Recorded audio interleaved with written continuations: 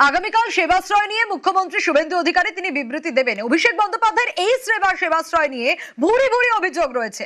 এবার রাজ্য বিধানসভায় সেবাশ্রয় নিয়ে সরব বিধায়ক। সেবাশ্রয় নিয়ে সরব হয়েছেন ফলতার বিধায়ক দেবাংশু পান্ডা। আরো বিস্তারিত এই বিষয়ে জানবো, আবির রয়েছে আমার সঙ্গে। আবির, এই সেবাশ্রয় নিয়ে আমরা দেখেছি অভিষেক বন্দ্যোপাধ্যায় এবং অনেকের নামে ভুরি ভুরি এফআইআর হয়েছে, ভুরি ভুরি অভিযোগ জমা পড়েছে। বহু সাধারণ মানুষ যারা ক্ষতিগ্রস্ত হয়েছেন তারা ক্যামেরার সামনে এসেছেন এই জামানায়। আগামীকাল সেবাশ্রয় নিয়ে মুখ্যমন্ত্রী শুভেন্দু অধিকারী বিধানসভায় বিবৃতি দেবেন।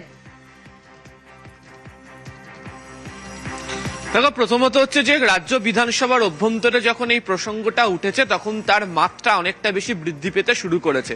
প্রসঙ্গত হচ্ছে গত কয়েক মাস ধরে আমরা দেখেছি যে সেবাশ্রয়কে নিয়ে নানা ধরনের বিতর্ক চলছে এবং সেখানে চিকিৎসক যারা উপস্থিত ছিলেন তাদের কি ভূমিকা ছিল, যে ওষুধ দেওয়া হয়েছিল সেই ওষুধের কোথা থেকে যোগান হয়েছিল এবং সেই ওষুধ ব্যবহার করতে পারা যায় কিনা, এমনকি ইউএসজি এক্সরে মেশিনও ব্যবহার করতে সেখানে ক্যাম্পগুলোতে যায় কিনা তা নিয়ে আলাদা করে তদন্ত চলছে। দক্ষিণ 24 পরগনার একাধিক থানাতে অভিযোগ দায়ের হয়েছে এবং শুধু তাই নয়, রাজ্যের স্বাস্থ্য দপ্তরের তরফ থেকেও তদন্ত চালিয়ে যাওয়া হচ্ছে। অনেকেই বলছেন যে মেগা ক্যাম্পের কথা বলা হচ্ছিল, সেই মেগা ক্যাম্প আসলে আয়োজন করে সেখানে যেটাকে স্বাস্থ্য পরিষেবা দেওয়ার কথা বলা হচ্ছিল, তাতে স্বাস্থ্য পরিষেবা দিতে গিয়ে অনেক মানুষের সমস্যা হয়েছিল এবং স্বাস্থ্য পরিষেবা দেওয়ার জন্য যে ধরনের নিয়ম পালন করা দরকার তার কোনো ধরনেরই নিয়ম পালন করা হয়নি, এই অভিযোগ তোলা হয়। আজকে রাজ্য বিধানসভার অভ্যন্তরে ফলতার বিধায়ক দেবাংশু পান্ডা গোটা প্রসঙ্গটি উত্থাপন করেন এবং উত্থাপন করতে গিয়ে তিনি বলেন যে তার নির্বাচিত এলাকায় একটি মাঠ দখল করে এখনো পর্যন্ত সেবাশ্রয় ক্যাম্প রয়েছে এবং সেই ক্যাম্পকে যদি তুলতে হয় তাহলে 24 লক্ষ টাকা খরচ হবে।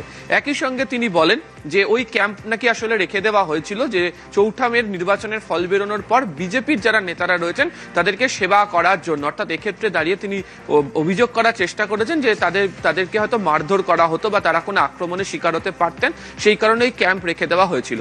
এবং এই নিয়ে যেহেতু পুলিশ তদন্ত করছে, ওই এলাকার যে সমস্ত নার্সিংহোম রয়েছে, স্বাস্থ্যকেন্দ্র রয়েছে, সেখান থেকে ইউএসজি এক্সরে মেশিন নিয়ে যাওয়া হচ্ছে, ফলে সেখানকার স্বাস্থ্য পরিষেবা নিয়েও একটা অসুবিধা তৈরি হচ্ছে। ফলে এই সেবাশ্রয় সংক্রান্ত বিষয় নিয়ে তিনি মুখ্যমন্ত্রীর বিবৃতি দাবি করেন। তার কিছুক্ষণের মধ্যেই পরিষদীয় মন্ত্রী শঙ্কর ঘোষ তিনি জানান যে অত্যন্ত গুরুতর অভিযোগ আসছে সেবাশ্রয় নিয়ে এবং আগামীকাল রাজ্য বিধানসভাতে মুখ্যমন্ত্রী শুভেন্দু অধিকারী এই বিষয় নিয়ে বিবৃতি দেবেন। ফলে সব মিলিয়ে বলা চলে যে সেবাশ্রয় নিয়ে যে বিস্তর অভিযোগ জমা পড়ছিল, আজকে রাজ্য বিধানসভার অভ্যন্তরে সেবাশ্রয় ইস্যু ওঠার পর তার মাত্রা আরো অনেকটা বেশি বৃদ্ধি পেয়ে গেল। বেশ আবির। সেবাশ্রয় ক্যাম্প, খেলার মাঠ, যেটা স্কুল খেলার মাঠ, যেখানে ফলতায় বিভিন্ন ছেলেরা খেলাধুলা করে, কসরত করে বিভিন্ন পরীক্ষায়, চাকরি পরীক্ষায় যায়, সেই মাঠে আজকের গত 8-9 মাস ধরে সেবাশ্রয় ক্যাম্প রয়েছে। মাটির নিচ থেকে সেবাশ্রয় ক্যাম্পের ওষুধ পাওয়া যাচ্ছে। স্যার, এখানে যত নার্সিংহোম রয়েছে তাদের ফোর্স সৃষ্টি করে কারুর কাছে ইসিজি মেশিন, কারুর কাছ থেকে স্যার এক্সরে মেশিন সমস্ত কি নিয়ে যাওয়া হয়েছে, সেখান থেকে সব জায়গা থেকে সব এগুলো পুলিশ তদন্তের স্বার্থে সিজ করে নিয়ে যাচ্ছে। এখন স্বাস্থ্য পরিষেবা পুরো ভেঙে পড়েছে, যেখানে স্যার স্বাস্থ্য করতে গিয়ে কয়েকজন বিকলাঙ্গও হয়ে গেছে। এই বিষয়ে যদি স্যার মুখ্যমন্ত্রী বিবৃতি দেন তাহলে খুব ভালো হয় স্যার।